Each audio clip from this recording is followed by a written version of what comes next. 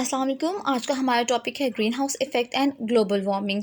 The carbon dioxide forms a layer around the earth like an envelope. कहते हैं कि जो कार्बन डाइऑक्साइड की लेयर है वो अर्थ के अराउंड बनती जाती है, जिस तरह से एक एनवेलप होता है। फॉर एग्जांपल एनवेलप के अंदर हम कुछ भी चीज़ डालते हैं तो क्या होता है कि एनवेलप में पूरा उसको कवर किया होता है, सेम एज़ जो एनवेलप के अंदर चीज़ है वो हमारी अर्थ है और जो एनवेलप है वो कार्बन डाइऑक्साइड की लेयर्स हैं जिसने अर्थ को पूरा कवर किया हुआ है। तो कहते हैं कि it allows the heat rays of the sun. अब ये चीज़ क्या कर रही है, सन की हीट रेज को अलाउ कर रही है कि वो लेयर्स में से पास आउट हो जाएं and reach up to the earth. और कहाँ चले जाएं, जब पास होंगी तो पास होकर कहाँ जाएंगी, वो हीट रेज अर्थ तक जाएंगी। These rays are reflected from the earth surface. अब क्या होता है, ये जो रेज हैं ये अर्थ की सरफेस से रिफ्लेक्ट कर जाती हैं and go back to upper atmosphere. अच्छा, रिफ्लेक्ट करने का मतलब क्या होता है कि एक एंगल से, जिस एंगल से हीट रेज आएंगी उसके अपोजिट एंगल से अर्थ को टच करके वापस चली जाएंगी, एटमॉस्फेयर में चली जाएंगी। अच्छा, 14.3a में ये चीज़ दिखाई भी है, इसको हम देखते हैं। 14.3a, ये देखें, ये दिखा रहे हैं ये चीज़ कि ये सन की हीट रेज कार्बन डाइऑक्साइड की लेयर को क्रॉस करके अर्थ तक पहुंची और वापस एटमॉस्फेयर में चली गई। तो ये एंगल जो है ये रिफ्लेक्शन को शो करता है। इस तरह से ये जो हीट रेज होती हैं ये अर्थ सरफेस को रिफ्लेक्ट करके वापस एटमॉस्फेयर में चली जाती हैं। Normal concentration of carbon dioxide layer retains enough heat to keep the atmosphere warm. अब कहते हैं कि कार्बन डाइऑक्साइड लेयर की जो नॉर्मल कंसनट्रेशन है रिटेन्स इनफ, अब वो क्या होता है, वो एटमॉस्फेयर में रह जाती है क्योंकि कार्बन डाइऑक्साइड की वजह से ही हमारा एटमॉस्फेयर वार्म होता है। कार्बन डाइऑक्साइड ही हमारे एटमॉस्फेयर को वार्म करती है।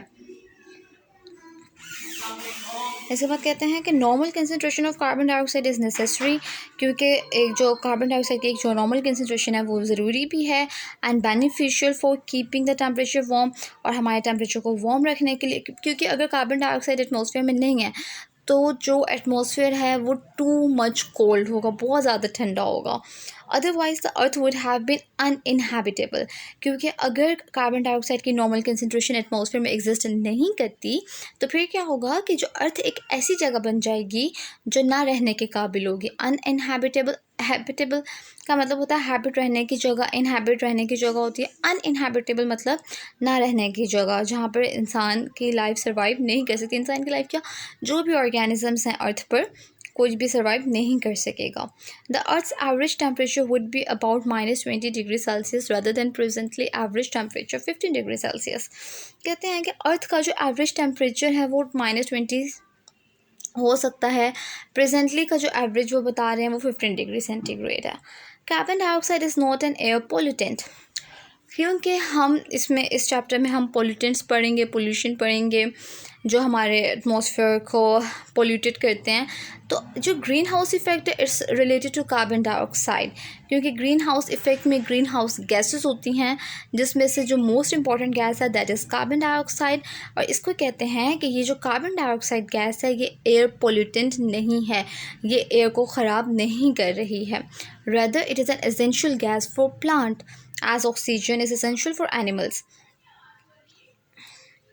कहते हैं कि ये एयर पोल्यूटेंट गैस नहीं है, ये एसेंशियल गैस है, इम्पॉर्टेंट गैस है प्लांट्स के लिए। और जिस तरह से ऑक्सीजन एसेंशियल है एनिमल्स के लिए, हमें ब्रीथिंग के लिए क्या चाहिए होता है, ऑक्सीजन चाहिए होता है, और प्लांट्स को सर्वाइव करने के लिए कार्बन डाइऑक्साइड चाहिए होता है।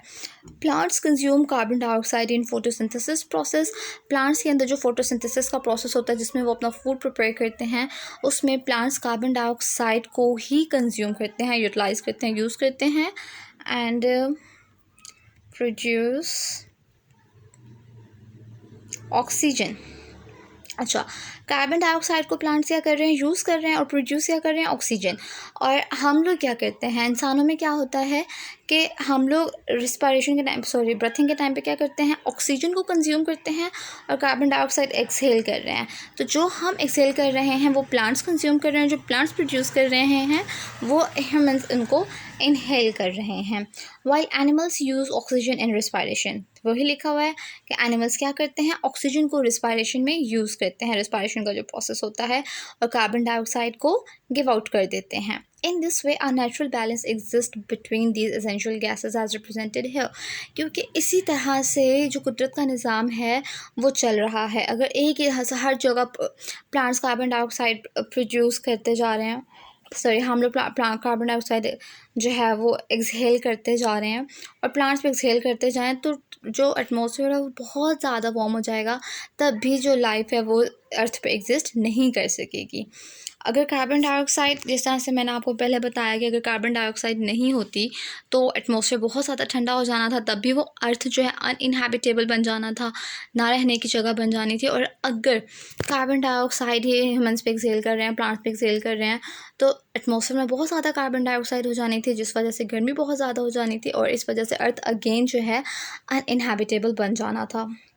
तो इस तरह से बैलेंस हुआ है कि एक जो कार्बन डाइऑक्साइड है वो प्लांट्स कंज्यूम कर रहे हैं और हम ऑक्सीजन कंज्यूम कर रहे हैं, opposite gases exhale and produce हो रही हैं, तो इस वजह से सब कुछ बैलेंस है अर्थ पे। But this balance is being disturbed by emitting more and more carbon dioxide in air. लेकिन ये जो बैलेंस है ये डिस्टर्ब हो जाता है जब बहुत ज़्यादा कार्बन डाइऑक्साइड प्रोड्यूस हो जाती है एयर में डिफरेंट ह्यूमन एक्टिविटीज़ की वजह से। अच्छा, यहाँ देखें C6H12O6 ग्लूकोज है और फिर कार्बन ऑक्सीजन है। ये क्या हो रहा है, रिस्पायरेशन बाय एनिमल्स रिस्पायर करेंगे, कार्बन डाइऑक्साइड और वाटर बना देंगे। फिर क्या करेंगे, फोटोसिंथेसिस बाय प्लांट्स में कार्बन डाइऑक्साइड और वाटर रिएक्ट करके ग्लूकोज और ऑक्सीजन बना देंगे। ये नेचुरल बैलेंस है ऑक्सीजन और कार्बन डाइऑक्साइड के दरमियान में। अब कहते हैं although carbon dioxide is not a poisonous gas, ना तो कार्बन डाइऑक्साइड एयर पोल्यूटेंट है, ना ही ये पॉइजनस गैस है। Yes, it's increasing concentration due to burning of fossil fuels in different human activities is alarming. लेकिन कार्बन डाइऑक्साइड का atmosphere में इसकी कंसनट्रेशन का ज़्यादा होता जाना फॉसिल फ्यूल्स की बर्निंग की वजह से, डिफरेंट ह्यूमन एक्टिविटीज़ की वजह से, ये एक अलार्मिंग केस है। Carbon dioxide in the atmosphere acts like a glass wall of a greenhouse. Carbon dioxide atmosphere में किस तरह से एक्ट कर रही है, जिस तरह से एक ग्रीन हाउस की ग्लास वॉल होती है। ग्रीन हाउस मतलब एक हाउस है और उसकी जो वॉल है वो सारी ग्रीन कलर की, उसने उसको कवर किया हुआ है। तो कार्बन डाइऑक्साइड एटमॉस्फेयर में ग्रीन हाउस के तौर पर एक्ट कर रही है। ये क्या कर रही है, it allows UV radiation to pass through it. ये जो कार्बन डाइऑक्साइड है ये अलाउ करती है अल्ट्रावायलेट रेडिएशंस को कि वो उसमें से पास कर जाएँ, but does not allow the infrared radiations to pass through it.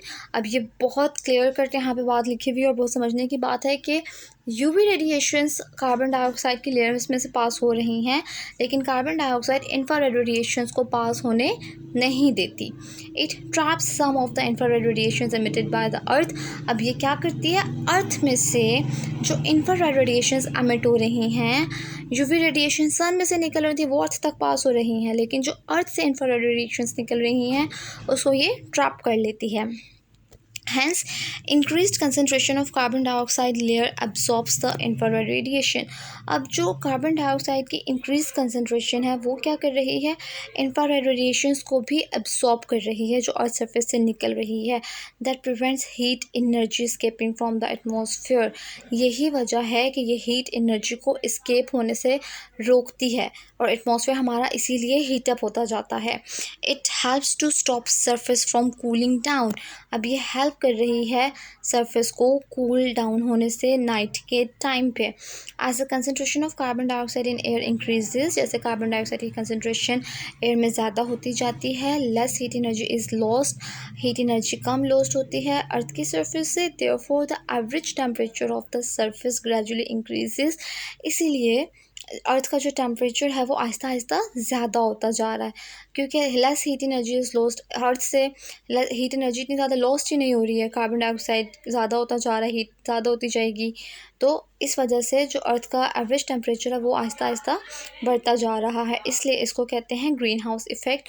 14.3b में दिखाया हुआ है ये देखें, यहाँ से ये सन है, ये रेज आई, ये वापस जा रही हैं। यहाँ पे कहते हैं कि increase concentration of carbon dioxide due to human activities की वजह से कार्बन डाइऑक्साइड की जो कंसनट्रेशन ज़्यादा हो रही है वो किसके रिजल्ट में आ रही है, वो हीट को ट्रैप कर रही है और ग्रीन हाउस इफेक्ट कॉज कर रही है। This effect is proportional to amount of carbon dioxide in air. ये जो इफ़ेक्ट है ये कार्बन डाइऑक्साइड की अमाउंट जो एयर में है उसके बिल्कुल प्रोपोर्शनल है। और greater is amount of carbon dioxide carbon dioxide की अमाउंट ज़्यादा होगी तो हीट और वार्मिंग भी ज़्यादा ट्रप होगी। Due to increased warming this phenomena is called global warming, क्योंकि green house effect carbon dioxide की वजह से वार्म अप ज़्यादा हो रहा है, क्योंकि ये ज़्यादा ट्रप कर ली जाती है, हीट ज़्यादा हो जाती है एटमॉस्फेयर में, इसलिए इस चीज़ को हम कहते हैं कि ये ग्लोबल वार्मिंग है। ठीक है, तो ग्रीन हाउस के इफ़ेक्ट में ग्लोबल वार्मिंग कॉज होती है। ग्लोबल वार्मिंग के इफ़ेक्ट्स को हम पढ़ेंगे नेक्स्ट वीडियो में। So it's all about green house effect. इस टॉपिक में कोई क्वेश्चन, कोई बात ना समझ आई हो, कुछ पूछना चाहते हो तो आप कमेंट सेक्शन में पूछ सकते हैं। Thank you. अल्लाह हाफ़िज़।